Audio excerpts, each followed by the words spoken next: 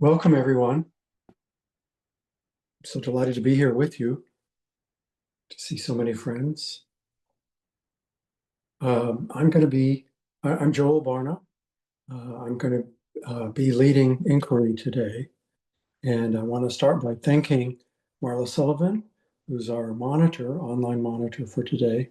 And I want to thank the other folks who have done this service for our Sangha before, Ed Sanchez and Jessica Steinbaumer, and in the past, Nellie Mioju and Maria Booth and others. It's a wonderful gift. And I just, every day I'm reminded how much the shared responsibility and the shared generosity that we encounter with Appamada, how important that is in my life. Please send metta to Jessica. She's just recovering from some minor surgery. Um, and I'm, if you can hold her in your thoughts for a speedy recovery, that would be wonderful. If you would, also send metta to my sister, whose name is Joan Barna Merrick. I'm staying uh, uh, in a house nearby her in Wimberley, Texas, this week. She's had some serious physical difficulties recently, and I'm helping um, with her care. Um, in just a moment, we're going to sit for just about, we'll sit for just over 10 minutes until quarter to the top of the hour. Marla is going to ring a bell to start us off. And then I'm going to read, after we start sitting, I'm going to read a fairly short poem by Rainer Maria Rilke, translated by Joanna Macy. Marla?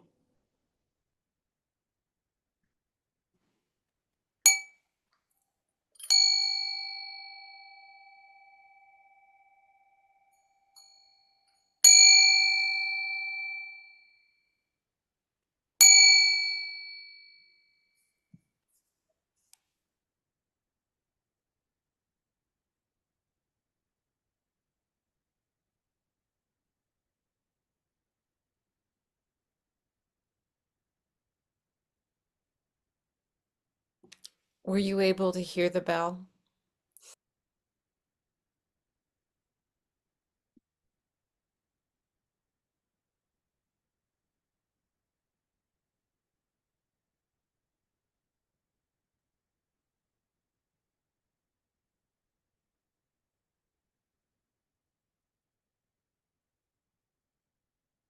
This is a poem by Rainer Maria Rilke, translated by Joanna Macy.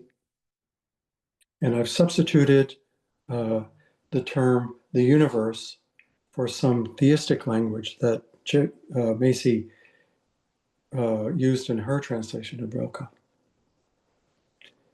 It begins, the universe speaks to each of us as it makes us, then walks us silently out of the night.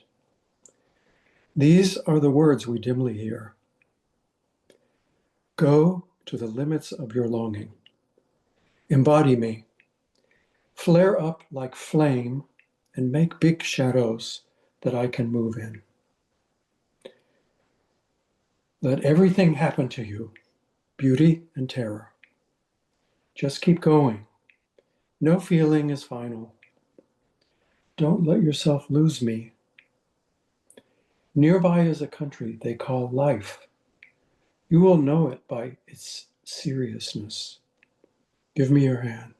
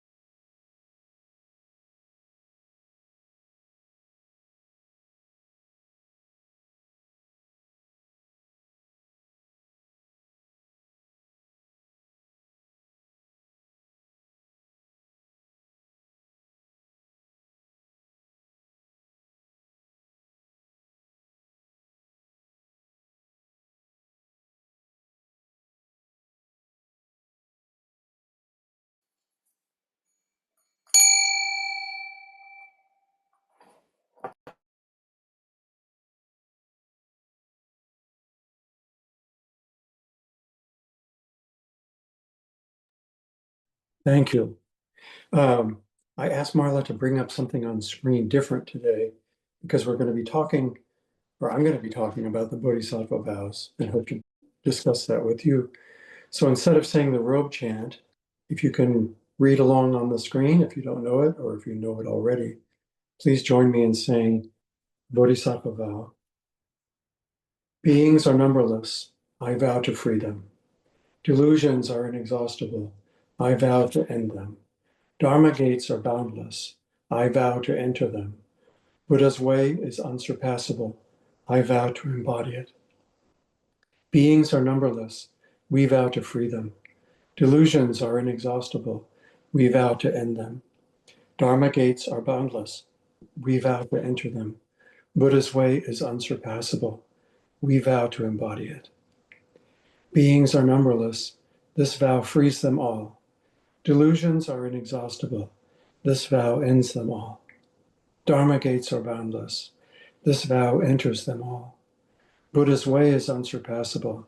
This vow embodies it.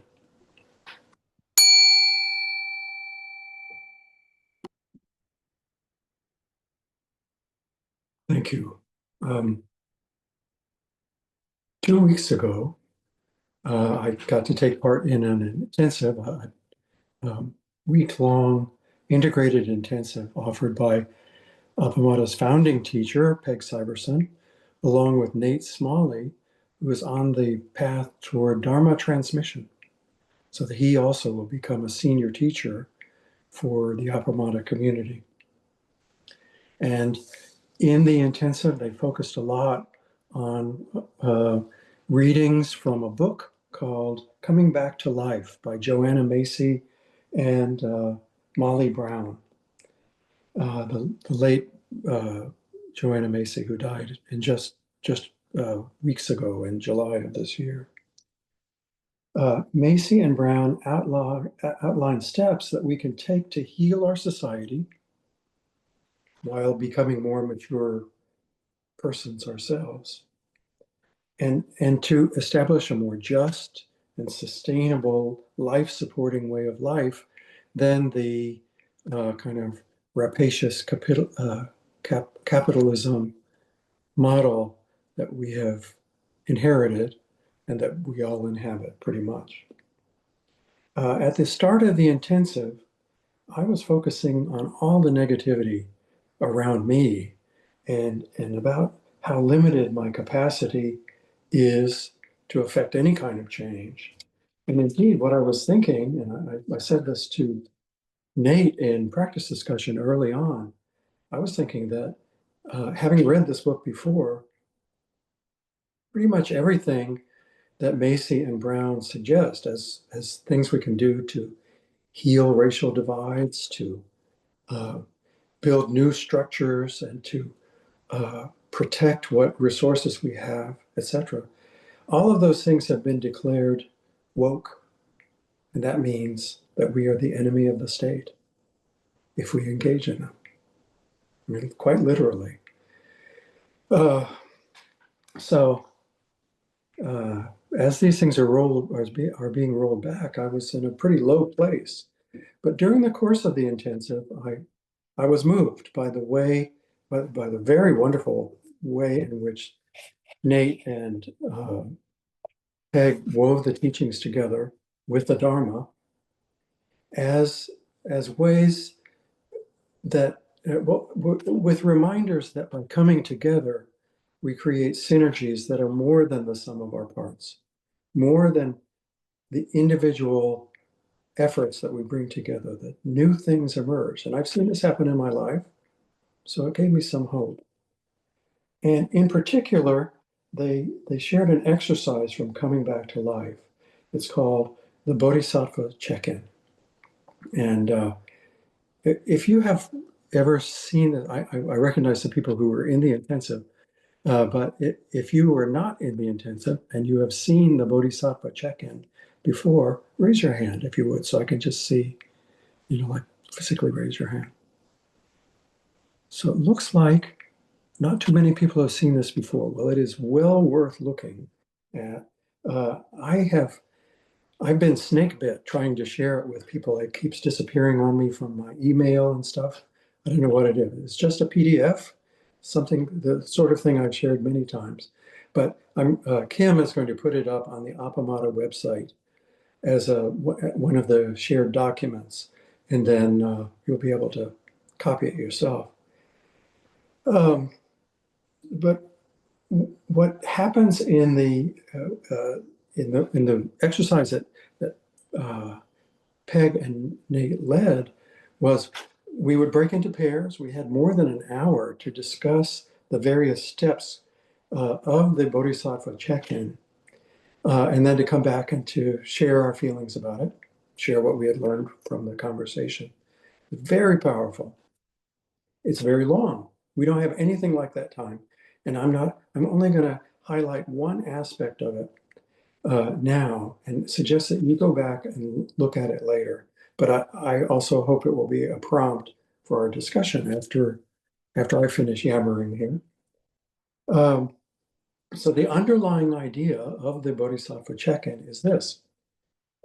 Imagine yourself, take a big leap of imagination, and imagine yourself before your birth, that you are an unformed human being, and you're going to come into this world. You can't come in as a generic entity. You have to come in as an embodied person with a personal history, with a family history in a particular place and time. So what Macy and Brown suggest is to take all the things that we consider givens and maybe even problems in our life and recast them, reframe them as choices that we make that will provide us training for the Bodhisattva path so that we can really inhabit in our lives and embrace in our lives a vow to save all beings, to enter all Dharma gates, to get past all delusions, and to offer this through our lives to other people. So those are, and just to treat these all as choices that we can make because we want to embrace this path. So they're training choices, as it were, or training potentials. So here are some of the things that Macy and Brown cite. Your parents. Why did you choose to come into life with the father that you had and the mother that you had? What kind of qualities drew you to them or helped you see how that being with them would be a training for you in life? They point out that this is an easy answer for some of us who had stable, loving parents, and not so easy for many of us who had difficult childhoods with difficult parental relationships. But nevertheless, they ask all of us to consider embracing this. And how about your siblings, if you had any, or your friends? How about the time and place and the social situation in class and gender, in educational potential? All of these aspects of your coming into being and developing as a person from earliest memories until your adult life. How can you reframe all of those so that they are training opportunities for a bodhisattva? How about your special talents or your disabilities? I reflected, because in my working class neighborhood, I was one of the few kids that grew up around books and had a facility with reading before I started school. And that made a big difference in my life. And I'm reflecting on disabilities. I've always thought of it as a disability that I was timid. I didn't like to take risks. But to reframe those things, again, as training for the Bodhisattva path, that was very powerful for me. I also, at the same time, was rereading Joko Beck's book, Ordinary Wonder. And in that book, she spends a lot of time talking and analyzing what she calls our core beliefs, those things that we typically have kind of covering us up from earliest infancy, that lead us to believe that we are inadequate to our lives. And she says that what we develop over time is a kind of substitute life, which in her term is the constant maneuvering that we do so that we don't have to deal with the pain of our core belief. And it wasn't until after this, and in a conversation last weekend with another member of the Sangha, that I realized those are certainly huge factors in my life. And what would it mean if I could reframe this core belief I've been lugging around and this substitute life that I've been trying to see around the corners of in my Buddhist practice? What if I could reframe those as training for connecting with the world? So I hope that those thoughts will echo like a bell, that like the person who is being addressed in Rilke's poem, who's about to come into this world and is is being told by the universe itself, or in Rilke's original, God, embrace life fully, flame up fully, so that you make big shadows that God or the universe can inhabit. It's a pretty beautiful image. So I'll stop there and invite you to come forward with your questions.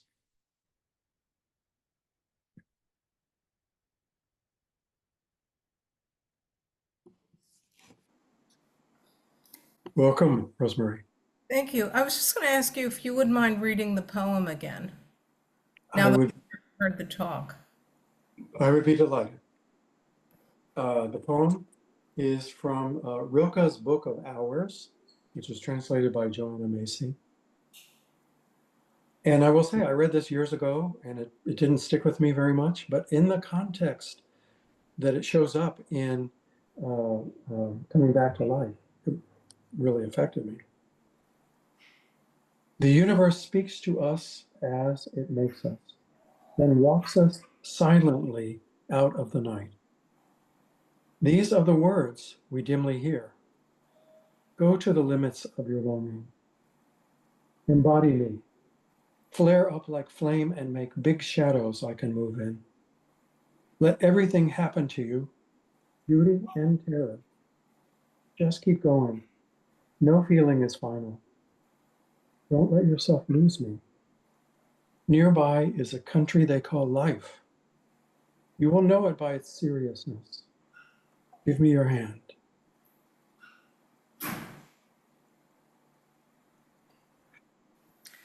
Thank you. I'm trying to kind of put together the Bodhisattva check-in and the listening to the universe speaking to us. Maybe in that exercise of looking at our lives as training, whatever happened. I mean, we are here, so maybe there was some value to even the rough spots.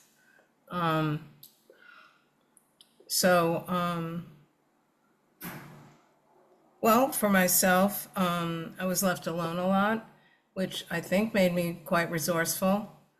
I had to depend on myself a lot, and it's very interesting to think of even the limitations of whatever we were dealt, how they also point to strengths, because we're here. So we did something to be here. And then the listening part, the listening to the universe part, that's a challenge, to step back and have faith that that there is information that's being offered. And for me, the challenge would be cultivating continued appreciation for what's being offered. Mhm. So, thank you so much, Joel, for bringing this to us. Thank you. Thank you. I'll say I've heard people say more than once, although I don't think I've said it myself, I did not choose to be born. Why are you giving me such a hard time? You know, and it is a radical notion to think that you can just experiment with the idea of choosing this particular life and to treat it as all of it is valuable. All of it is valuable so that you can offer everything you can within your limitations as a human being, but that you can offer what you can to others. So I very effective on me. Thank you. Becky, welcome. Well, that whole perspective of that we as an entity that was only at one point energy or whatever that we might be in the universe when we are not in our human or any kind of animal or some living being on the earth, right? Right.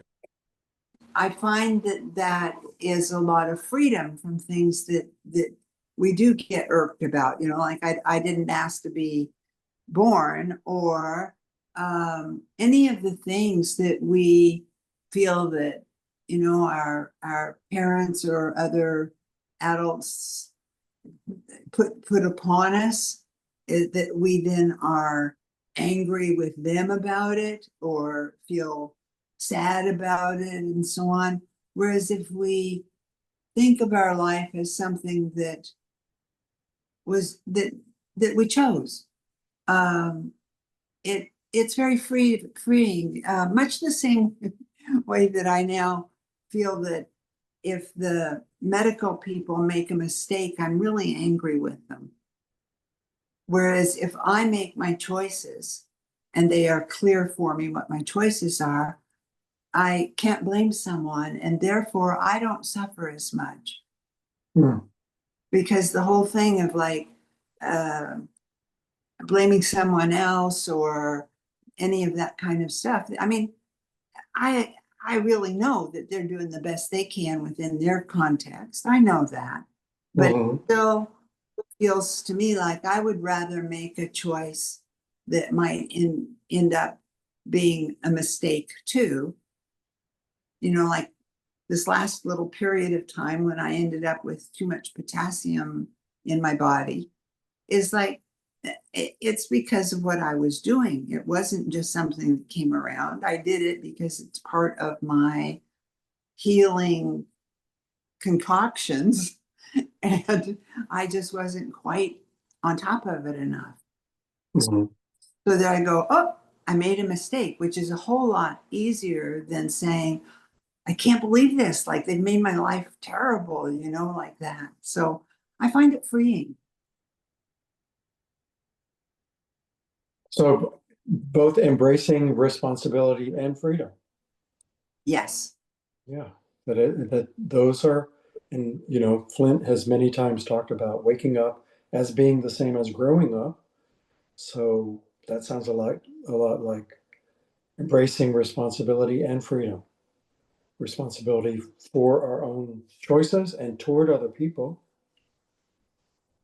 and seeing that we are free within our circumstances to make choices, which again, that's something that Joko Beck talks about many, many times. Thank you for that. Thank you for that example. Yeah, and in the whole thing, which you shared with us on Sunday at the Dharma talk,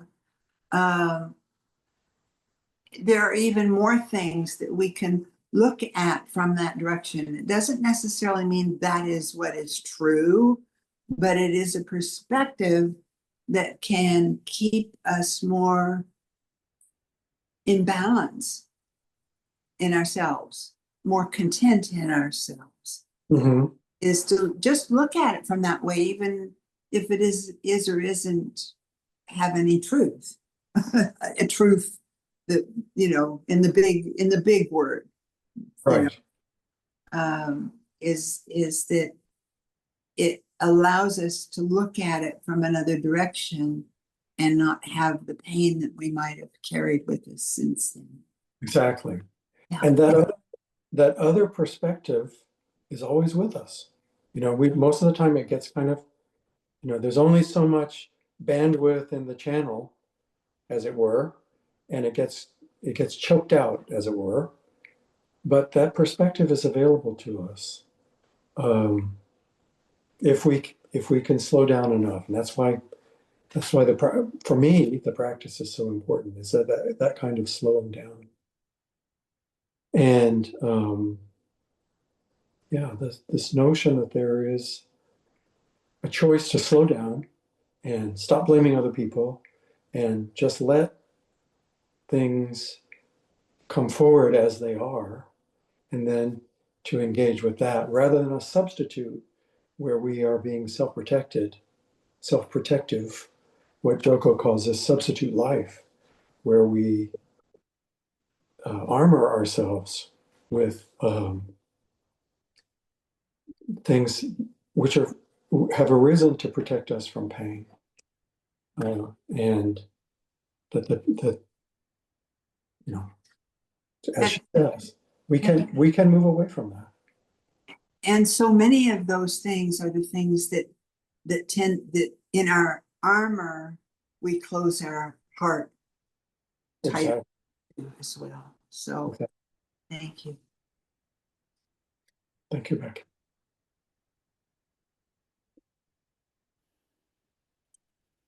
Denise, welcome.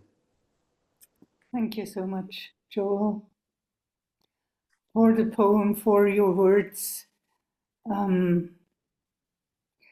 I feel in me, not so much clarity or echo with the choosing to whom I am born to. Because I ask myself, so what in me chooses? Mhm. And what kind of choice could this be? Or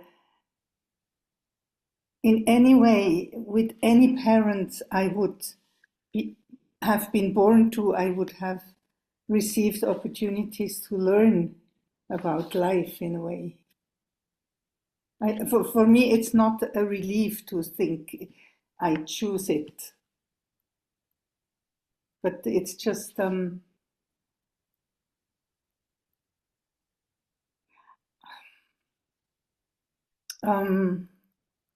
my mom, when she was pregnant with me, she lost her mother.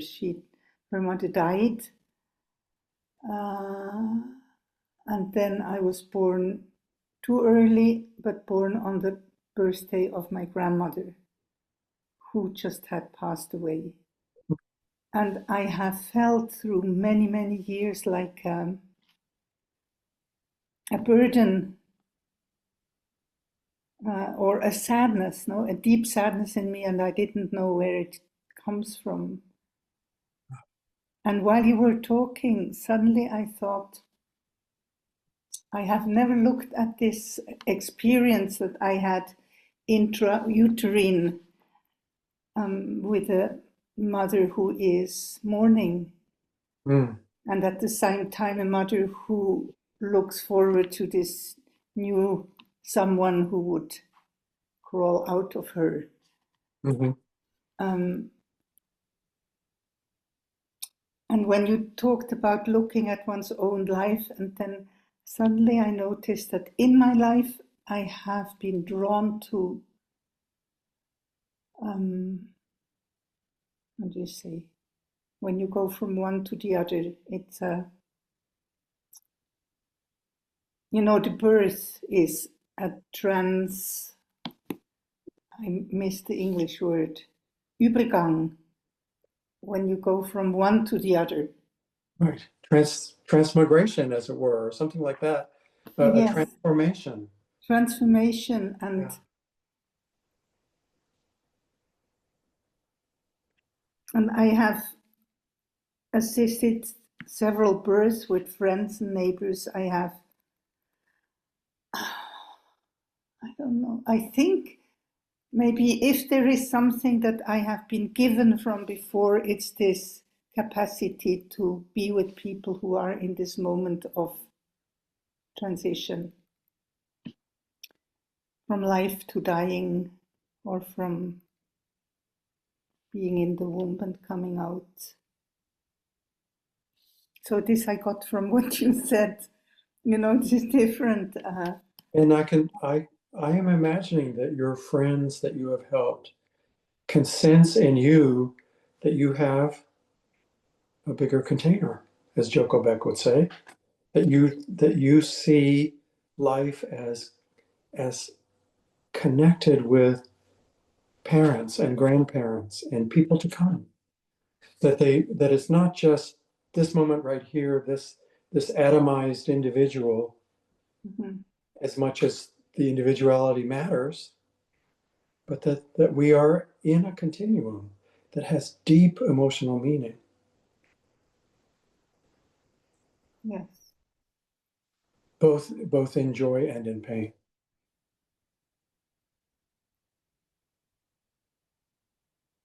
Yes, when you say this, I feel that my heart responds. Mm. Mm.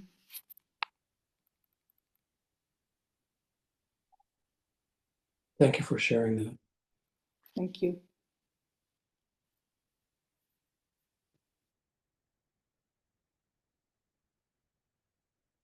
As we sit, I'm reflecting that here I am in Central Texas, in a house next door to the house that my sister is living in. And I'm here basically to be on call if she needs me. And she's had some serious health setbacks. And I want to bring to my time with her what Denise just talked about, an openness to everything that includes both joy and sadness. That I don't know what's going to happen with my sister, but I do know that she's not going to go back to the life she led 6 months ago. And that seems like a big threshold that we have crossed, a big transformation. So the challenge for me has been to not wall off my feelings and to be open to show up fully for her.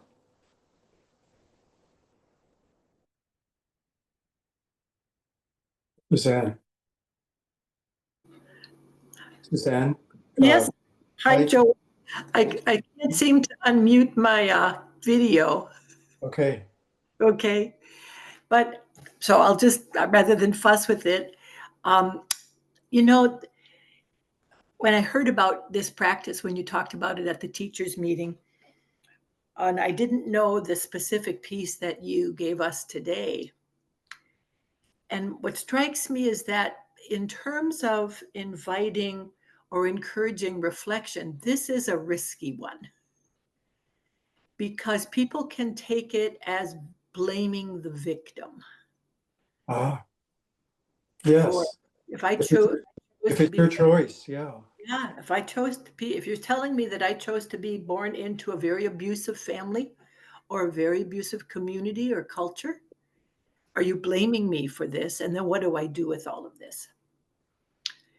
What strikes me is that it is an invitation to look at our choices all along the way.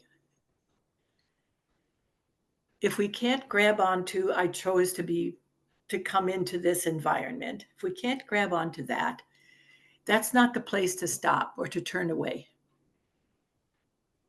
but to consider out of those experiences that I've had, that either was handed to me or I had nothing to do with creating, what are the choices I made out of them?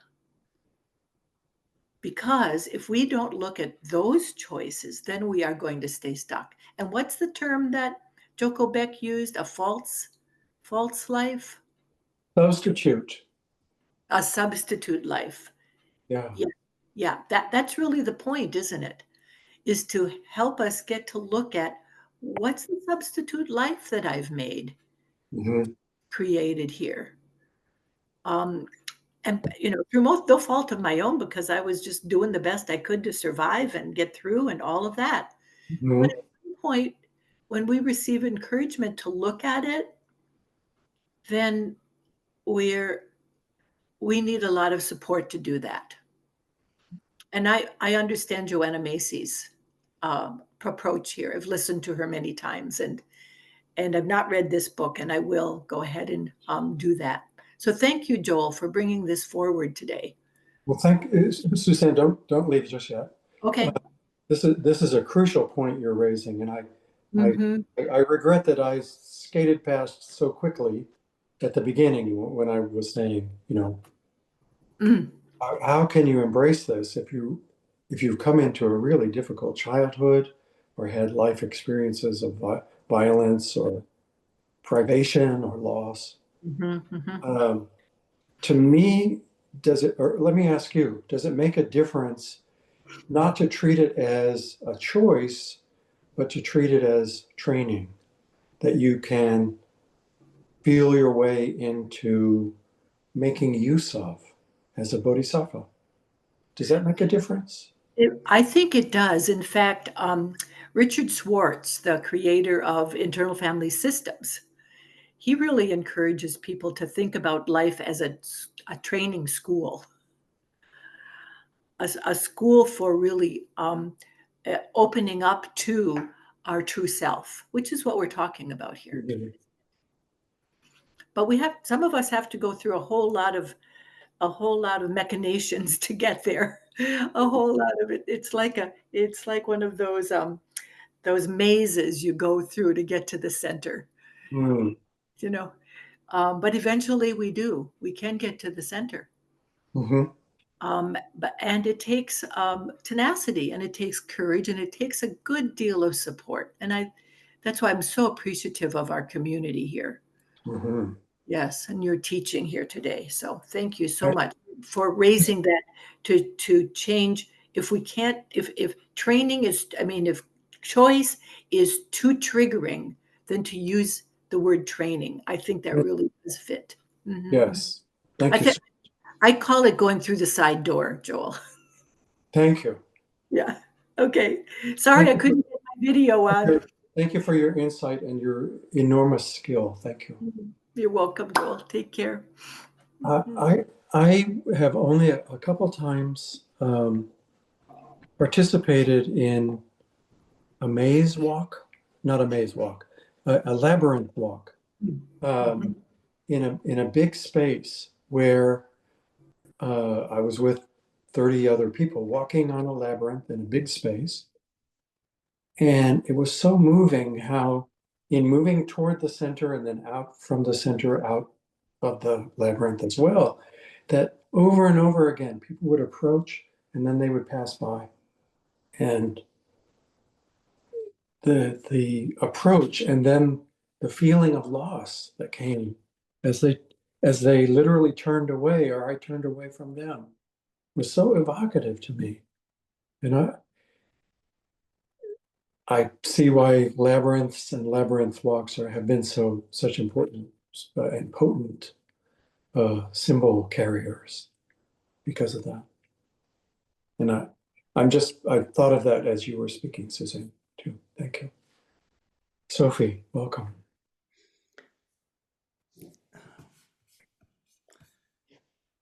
I'm not sure anymore if I have something to say. Uh, I really loved your offering. I thought it was really wonderful, and I can't wait to see the full version of it, so I can I'd love to practice it. It sounds really inviting.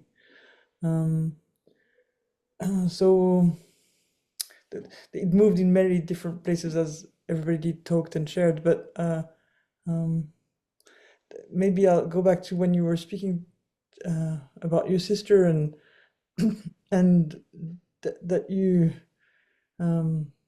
I felt the love, and that's what I wanted to share. Maybe is that maybe um, that and maybe I hear it also in Denise is like well when you have when suddenly you're able to be with your love and then you can be fully yourself. Maybe that's the point of it all. I'm sorry, I'm getting really confused, but yeah, something like that.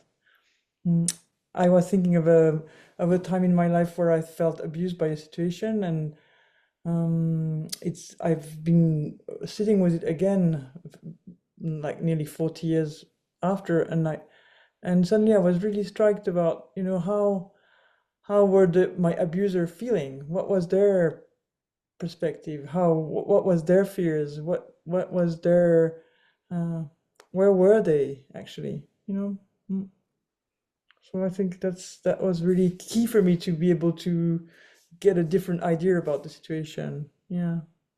How was it possible for you to move to that perspective out of such pain?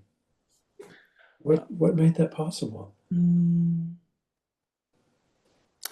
So what made that possible? Thank you, Joel. So what made that possible was the love of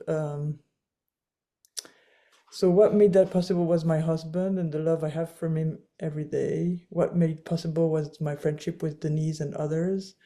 What made possible was the question to become a head student from the community. So all these things that was like a big flow of love for me, and Mm. and to act responsibly with it, I had to look again at that situation, and I had enough love in me that I could look at it differently. Maybe I can say that way. Thank you so much. Thank you.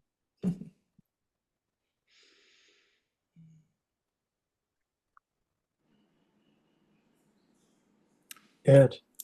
Joel, thank you as always. Very timely and great topic. I deeply appreciated what you had said, and great that you. I was looking at some pictures from almost 2 years ago now, doing a labyrinth walk in Arizona on land that was very sacred for indigenous people, and what that experience was like, and that passing, and that getting towards the center and moving out again. And Suzanne,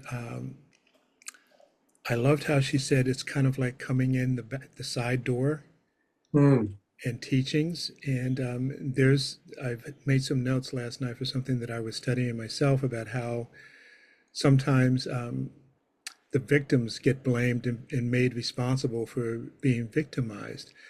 And I just wanted to offer that sometimes when it's looked at as teaching, that has implications, as if you needed to learn something or you didn't know something, or if you're going to be able to get past something, the burden falls on you. And Mm. in certain ways it does. And I just wanted to offer the perhaps the word opportunity, something that I've talked with Flint about. Each of these things as they come about, they're opportunities. And it might be an opportunity to learn, it might be an opportunity to share, but a neutral sensibility for me is when it's looked at as opportunities, and it gives me easier, quicker, deeper access to being able to, without preference and without prejudgment, look at something, to settle into it, and be able to have it move me forward. So I just wanted to share that. And that was it. Ed, Suzanne, Sophie, everybody, I feel like because I'm so privileged that I did not fully think of this aspect of what I had to share. And I'm so grateful to you for opening this up. And the shadow side of what seemed to me a hopeful path is and one that I hope to embrace is full of pain for others that I was ignoring. Thank you. Thank you, Ed.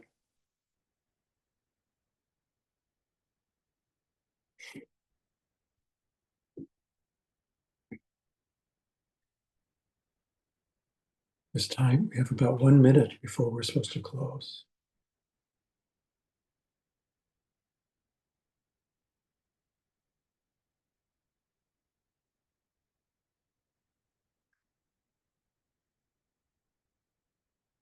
Please join me in saying the 4 practice principles. Caught in the self-centered dream, only suffering. Holding to self-centered thoughts, exactly the dream. Each moment, life as it is, the only teacher. Being just this moment, compassion's way. Caught in the self-centered dream, only suffering. Holding to self-centered thoughts, exactly the dream. Each moment, life as it is, the only teacher. Being just this moment, compassion's way. Caught in the self-centered dream, only suffering. Holding to self-centered thoughts, exactly the dream. Each moment, life as it is, the only teacher. Being just this moment, compassion's way.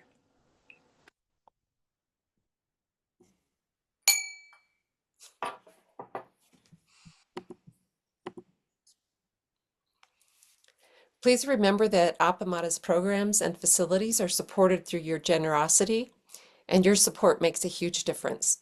There is a link for contributions on the website under the heading Contribute. Thank you very much. And if you would like to continue to share your ideas about Joel's talk today, or simply to connect with me and other people for another 30 minutes until the top of the hour, please just stay right where you are and pop yourself into gallery view at the top right corner of your Zoom box.